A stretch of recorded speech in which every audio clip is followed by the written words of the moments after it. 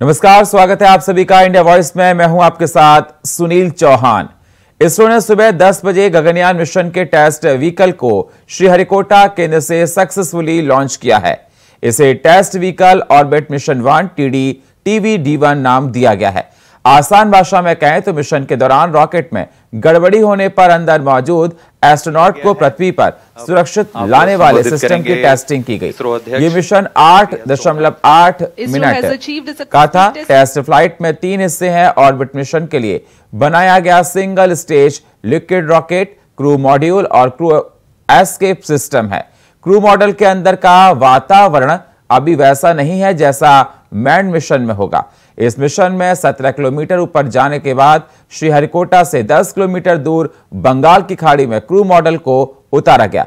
इससे पहले आज ही 2 बार मिशन को टाला गया था। इसे 8 बजे लॉन्च करना था, लेकिन मौसम ठीक नहीं होने की वजह से इसका टाइम बदलकर 8:45 कर दिया गया।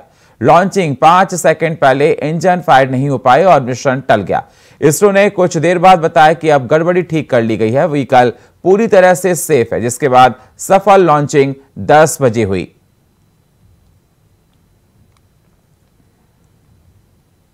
I'm very happy to announce the successful accomplishment of the TVD1 mission.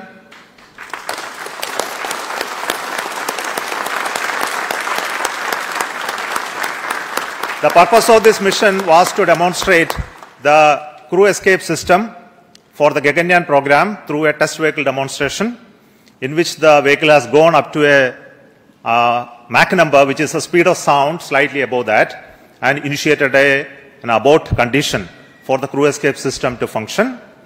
The crew escape system took the crew module away from the vehicle, and subsequent operations of the crew module separation from the crew escape system, all the parachutes opening, and touched down in the sea at the required velocity has been very well accomplished. I will also wish to congratulate the vehicle director and also the chief of the design team for the rest of the vehicle elements, which is the avionics, the mechanisms, all done by a group called HTDG. So congratulations to them as well. फिलिस्तीन मामले में Samajwadi party के सांसद doctor ST Hasan ने प्रधानमंत्री मोदी की तारीफ की है। उन्होंने पीएम मोदी की तारीफ करते हुए कहा कि पीएम मोदी एक अच्छे इंसान हैं। हमने कई बार उन्हें पार्लियामेंट में भावुक होते हुए देखा है।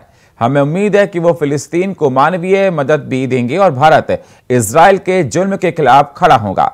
वहीं गठबंधन को लेकर कहा कि इंडिया गठबंधन बड़े नेता आसानी से टूटने नहीं देंगे।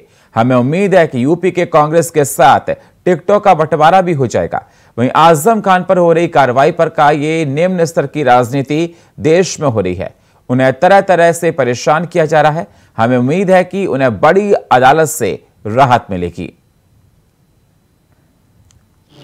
हमें उम्मीद है कि गठबंधन ये बड़े नेता मिलके जिस तरह से उन्होंने बनाया है, इसे आसानी से टूटने नहीं देंगे। जो गठबंधन है वो अखिलेश जी ने कहा कि हमें लग रहा था कि पूरा होगा विपक्ष का गठबंधन, लेकिन वो क्या सिर्फ लोकसभा के लिए बनाया गया है इंडिया गठबंधन? देखिए, उस वक्त लोकसभा के लिए 2024 के लिए बनाया गया था, लेकिन एक अंडरस्टैंडिंग थी कि हम राज्यों में भी चुनाव साथ लड़ेंगे। उसमें कहीं ना कहीं कुछ सैबोटाज हुआ है, और वो सैबोटाज किस स्टेज से हुआ है, किन नेताओं की वजह से हुआ है, ये सब मैटर ऑफ डिस्कशन है। फिलिस्तीन के राष्ट्रपति से प्रधानमंत्री नरेंद्र मोदी ने बात की है, उन्हें मानवीय मदद की भरोसा दिया है और दुख जाहिर किया है जो अस्पताल पर हमला हुआ है घायलों को लेकर। क्या कहना चाहेंगे, मोदी जी का स्टैंड बदल गया? नहीं, देखिए, हमारे प्रधानमंत्री जी खुद एक इंसान हैं। हमने कई बार उनको जज्बाती होते हुए भी देखा है।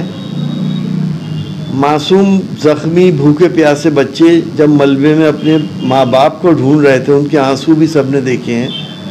तो क्या प्रधानमंत्री जी का दिल नहीं पिघला होगा? तो वो भी एक इंसान है। हमें उम्मीद है कि इस जुल्म के खिलाफ हिंदुस्तान आवाज़ भी उठाएगा और उनकी मदद भी करेगा। प्रधानमंत्री जी ने, वो अलग बात है कि हमास के हमले की वजह से बहुत जल्दबाजी में इसराइल का साथ देने की घोषणा कर दी थी। अभी तक आजम खान के 7 साल की कारावास की सजा घोषणा दी गई है और लगातार आजम खान के ऊपर हमला जारी है। आज भी IT की रेड सुबह यूनिवर्सिटी के अंदर पड़ी है, मोहम्मद जवाहर यूनिवर्सिटी में, अभी भी घेरने की कोशिश की जा रही है। अखिलेश यादव का भी बयान आया था कि मुसलमान हैं, इस वजह से टारगेट किया जा रहा है। देखिए, आजम खान साहब देश के बड़े नेता हैं और वो उनको मुसलसल आप लोग भी देख रहे हैं कि किस किस तरह से टारगेट किया गया है। हमें अदालतों से इंसाफ की पूरी उम्मीद है। ऊपर की अदालतों में उनके केस चलेंगे और हमें इंशाल्लाह ये उम्मीद है कि आजम खान साहब बाइज्जत बरी होंगे। ये सिर्फ एक निम्न स्तर की राजनीति जो देश के अंदर हो रही है, देश को नुकसान देने वाली है। अच्छा, अगर जिस तरह गठबंधन की बात की जा रही है, कांग्रेस के कुछ जो लीडर हैं उनका ये कहना है कि वो उनको समाजवादी के सिंबल पर चुनाव लड़ना पड़ेगा तो नहीं लड़ेंगे। क्या समाजवादी वाले कांग्रेस पे लड़ सकते हैं गठबंधन? सिंबल का कोई मसला ही नहीं है।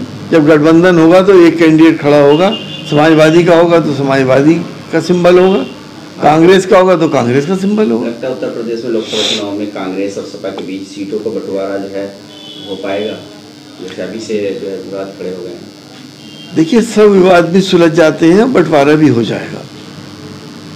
हमारे सामने देश को बचाने का मसला है, संविधान को बचाने का मसला है, प्रजातंत्र को बचाने का मसला है। ये छोटी मोटी बातें पे तो हम खुद कंट्रोल कर लेंगे। पश्चिम उत्तर प्रदेश में सपा अच्छा खासा हो गया, तीनों सांसद भी हैं समाजवादी पार्टी के। पश्चिम के अंदर में क्या माना जाए कि कांग्रेस को ज़्यादा सीटें मिलने वाली हो रही है या समाजवादी? देखिए, फिर वही बात ना कि मैं कैसे आपको बता सकता हूँ किसको क्या मिलेगा। बड़े नेताओं के फैसले हैं। अलीगढ़ के थाना अकराबाद इलाके के कस्बा कोड़ियागंज में लापता युवक का शव मिलने से इलाके में सनसनी फैल गई। परिवार के लोगों और समर्थकों ने आक्रोशित होकर क्षेत्र का बाजार बंद कर दिया। हत्या का आरोप लगाते हुए आरोपियों के विरुद्ध कार्रवाई की मांग करने लगे। खबर मिलने के बाद मौके पर पहुंची पुलिस ने स्थिति को काबू में किया। लोगों को समझा बुझाकर शव कब्जे में लेकर पोस्टमार्टम के लिए भेज दिए गए। 28 वर्षीय भुवनेश वाश ने एक दिन पहले देर शाम को घर से निकला था, लेकिन घर वापस नहीं पहुंचा। भुवनेश के सिर में गंभीर चोट के निशान हैं।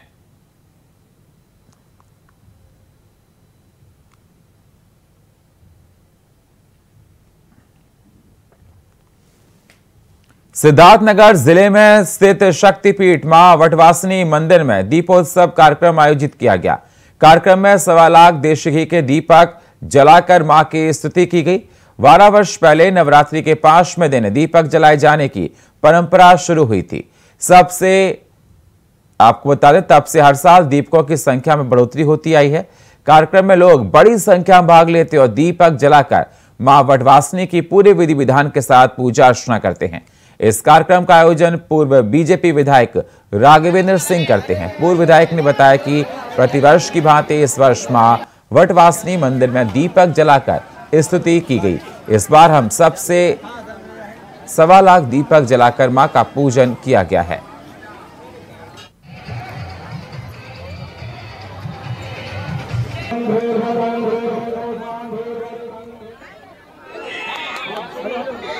तो आपको बता दें, सिद्धार्थनगर में कार्यक्रम किया गया। 1.25 लाख दीपक जलाए गए। पूरे विधि विधान के साथ मां भगवती का गुणगान किया जा रहा है। 12 साल से प्रथा चलती हुई आ रही। पूर्व बीजेपी विधायक ने आयोजन किया है।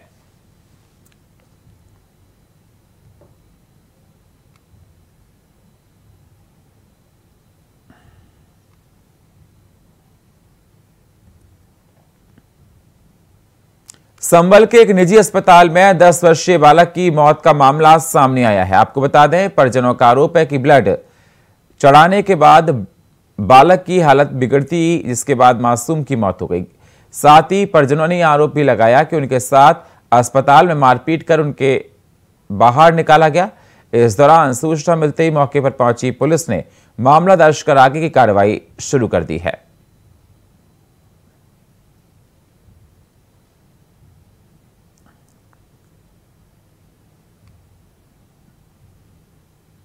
सीधा आपको लिए चलते हैं लखनऊ, जहां पर सीएम योगी आदित्यनाथ नौसेना शौर्य संग्रहालय निर्माण कार्य परियोजना का भूमि पूजन कर रहे हैं और शिलान्यास कार्यक्रम है।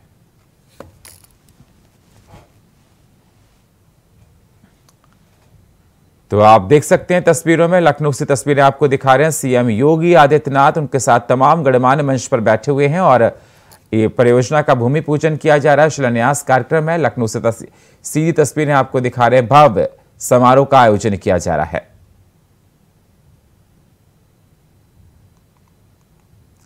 तो नौसेना शौर्य संग्रहालय निर्माण कार्य परियोजना है, जिसमें आप देख सकते हैं कि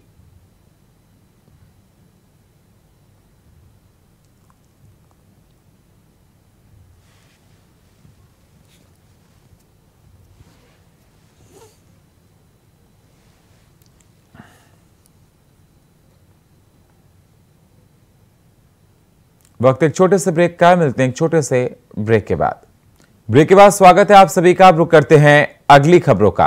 रोहतास के सासाराम में घर से सब्जी खरीदने निकले युवक का शव सासाराम रेलवे स्टेशन के पास रेलवे लाइन से बरामद हुआ, जिसको रेलवे पुलिस ने कब्जे में लेकर आगे कार्रवाई शुरू कर दी है। तो आपको बता दें, रोहतास में सब्जी खरीदने निकला था युवक, रेलवे लाइन के पास शव मिला है। शव मिलने से इलाके में हड़कंप मच गया। पुलिस ने शव को कब्जे में लेकर पोस्टमार्टम के लिए भेज दिया। इस पूरे मामले की जांच पड़ताल की जा रही है।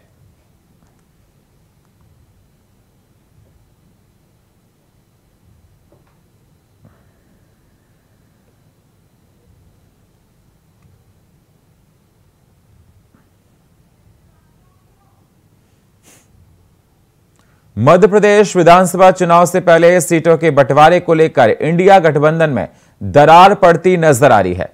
सपा प्रमुख अखिलेश यादव ने कांग्रेस नेताओं पर आरोप लगाया। एमपी में सीट शेयरिंग को लेकर कांग्रेस पर भड़के हैं अखिलेश यादव। जो बात बोलनी है उनको मैं आपके माध्यम से कांग्रेस पार्टी को कहना चाहता हूं, अपने चिरकुट नेताओं से हमारी पार्टी के बारे में न बुलवाएं। जीतेंगे सर। अखिलेश यादव ने आरोप लगाया कि अरे भाई छोड़ो अखिलेश बेटे, अरे भाई छोड़ो अखिलेश बेटे, अरे भाई छोड़ो अखिलेश बेटे। मैं आपसे कह रहा हूं कि जब कई बार कुछ ऐसे फैसलों के खिलाफ निर्णय घूमने निकल जाते हैं। ये जरूरी नहीं कि गठबंधन हो जाने से, तोड़ने से ताकत बढ़ जाए। कभी कभी ताकत कम भी होती है। जनता की ताकत लोकतंत्र में सबसे वहीं शिवपाल यादव ने कांग्रेस के यूपी अध्यक्ष अजय राय पर निशाना साधते हुए कांग्रेस को सीख दी कि वो अपने छोटे नेताओं को मुंह बंद रखने के लिए कहें। देखिए, कांग्रेस को इन छोटे नेताओं पर रोक लगाना चाहिए। अगर इंडिया गठबंधन को मजबूत करना है और भारतीय जनता पार्टी को अगर हटाना है तो सभी विपक्ष के लोगों को इकट्ठा करके इंडिया गठबंधन को मजबूत करना चाहिए और तभी भारतीय जनता पार्टी हट सकते हैं।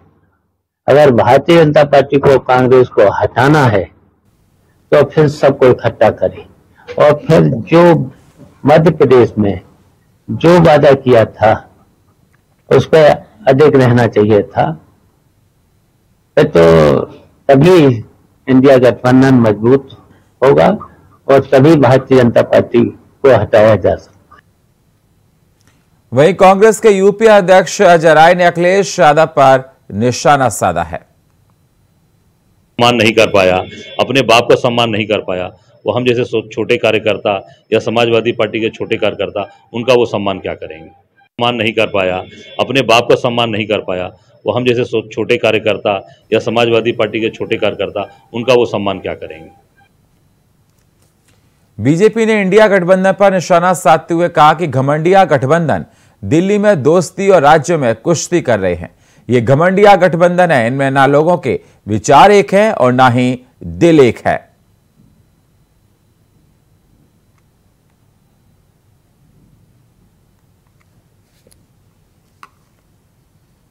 कर पाया, वो हम जैसे छोटे कार्यकर्ता या समाजवादी पार्टी के छोटे कार्यकर्ता, उनका वो सम्मान क्या करेंगे। सम्मान नहीं कर पाया, अपने बाप का सम्मान नहीं कर पाया, वो हम जैसे छोटे कार्यकर्ता या समाजवादी पार्टी के छोटे कार्यकर्ता। दिल्ली के पर्यावरण मंत्री गोपाल राय ने बदलते मौसम पर प्रदूषण को लेकर चिंता जताई, साथ ही सरकार द्वारा उठाए जा रहे कदमों की जानकारी दी। दिल्ली के अंदर सर्दियों में जो प्रदूषण बढ़ता है उसके लिए दिल्ली के माननीय मुख्यमंत्री अरविंद केजरीवाल जी ने 15 सूत्री विंटर एक्शन प्लान घोषित किया है। उस विंटर एक्शन प्लान के तहत गाड़ियों का प्रदूषण को रोकने का लिए प्लान बनाया गया है, डस्ट पोल्यूशन को रोकने के लिए, पराली के पोल्यूशन को रोकने के लिए, पटाखों के पोल्यूशन को रोकने के लिए, इंडस्ट्रियल पोल्यूशन को रोकने के लिए, साथ ही साथ विंटर एक्शन प्लान में लोगों की सहभागिता कैसे बढ़ाई जाए उसके लिए जन जागरूकता अभियान आज से शुरू हुआ है, जिसके तहत आज दिल्ली सचिवालय से राजघाट तक रन अगेंस्ट पोल्यूशन कार्यक्रम का आयोजन किया गया, जिसमें दिल्ली सरकार के अलग अलग विभागों के अधिकारी और कर्मचारियों ने जो है भागीदारी की है और जिसका मकसद है कि इस प्रदूषण के प्रति लोगों को जागरूक करना। दिवाली के त्योहार पर मिलावटखोर काफी सक्रिय हो जाते हैं, खासतौर पर मिठाई का कारोबार करने वाले मिलावटखोरी करने लगते हैं। कानपुर में खाद्य पदार्थों की मिलावट रोकने के लिए जिला प्रशासन ने चलती फिरती प्रयोगशाला वैन बनाई है। इस प्रयोगशाला वैन को कानपुर जिलाधिकारी विशाखा जी अय्यर ने हरी झंडी दिखाकर रवाना किया। जिलाधिकारी का कहना था कि ये त्योहार का समय है, इस समय मिठाई की खपत ज्यादा होती है, इसलिए मोबाइल प्रयोगशाला को लॉन्च किया गया है।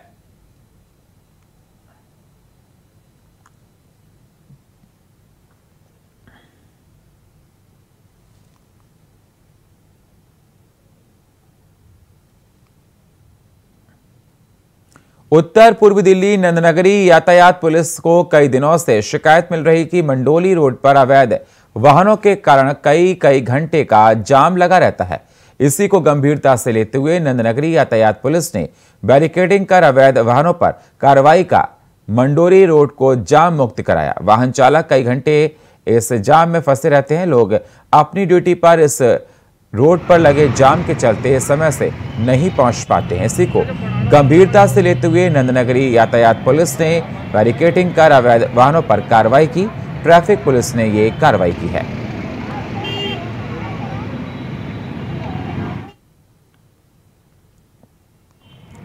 तो आपको बता दें, नंदनगरी ट्रैफिक पुलिस ने कार्रवाई की है। दिल्ली से और लोगों को जाम से निजात दिलाई है। कई बार ये देखा जाता था कि जाम की वजह से लोगों को आने जाने परेशानियों का सामना करना पड़ता था। दिल्ली में ट्रैफिक पुलिस काफी सक्रिय दिखाई दे रही है, क्योंकि लोगों को जाम से लेकर जो परेशानियां हो रही थी, ट्रैफिक पुलिस सुलझाती हुई नजर आ रही। बैरिकेडिंग लगाकर जाम से लोगों की परेशानियों को दूर किया जा रहा है।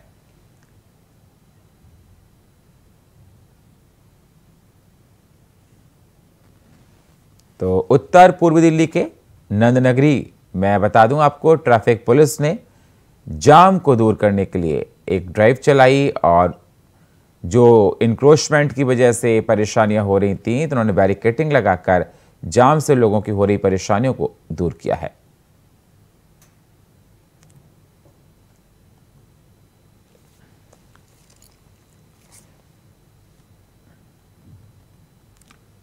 तो लगातार दिल्ली की ट्रैफिक पुलिस इस प्रकार के कार्यक्रम करती रहती है, ड्राइव चलाती रहती है, मॉक ड्रिल्स चलाती है कि जो सड़कों पर लोगों को इंक्रोचमेंट हो या किसी और वजह से आने जाने में परेशानियां हो रही हैं, जाम लग जाता है, ट्रैफिक की परेशानी को दूर करने के लिए ट्रैफिक पुलिस लगातार काम करती है। तो उत्तर पूर्व दिल्ली के नंदनगरी में भी दिल्ली पुलिस और ट्रैफिक पुलिस ने कार्रवाई करते हुए वहां के लोगों की हो रही परेशानियों को दूर किया है।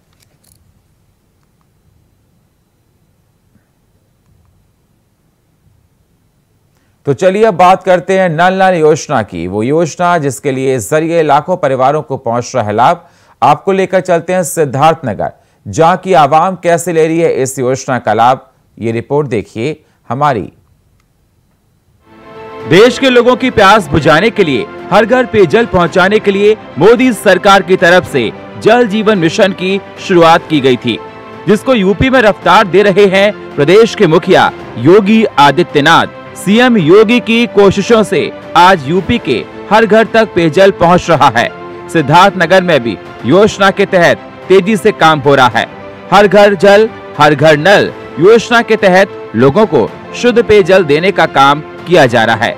इसी कड़ी में जिले में 3 कंपनियां कार्य कर रही हैं, जिसमें mega engineers, messrs SCL, messrs Jackson की तरफ से काम किया जा रहा है।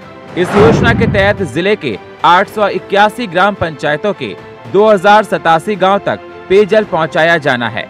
वहीं योजना का लाभ मिलने से ग्रामीण खुशी से गदगद हैं।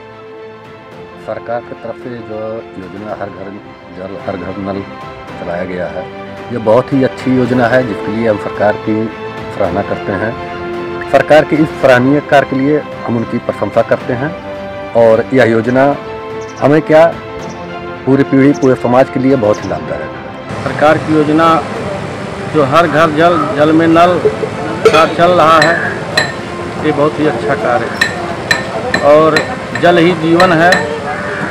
जल के बिना जीवन निर्भर नहीं है। जल नहीं रहेगा, आने वाले समय में भूस्थल से जल नीचे होते जा रहा है। सरकार सतत प्रयत्नशील है कि हर घर योजना जल्दी से। मोदी जी का जो ये अभियान है बहुत ही सराहनीय अभियान है। अच्छी काम कर रही है। हर घर जल नल जो चलाया गया है, अच्छी बात है। सरकार को तो बहुत सराहना करना चाहिए। योगी सरकार की तत्परता और लगने के कारण प्रदेश के हर वर्ग को सरकार की हर एक योजनाओं का लाभ मिल रहा है, जिससे प्रदेश का चौतरफा विकास हो रहा है और उत्तर प्रदेश में विकास की बयार बह रही है। Bureau report, India voice. और फिलहाल इस बुलेटिन में इतना ही। बाकी खबरों के लिए आप बने रहिए इंडिया वॉइस के साथ। तब तक के लिए नमस्कार।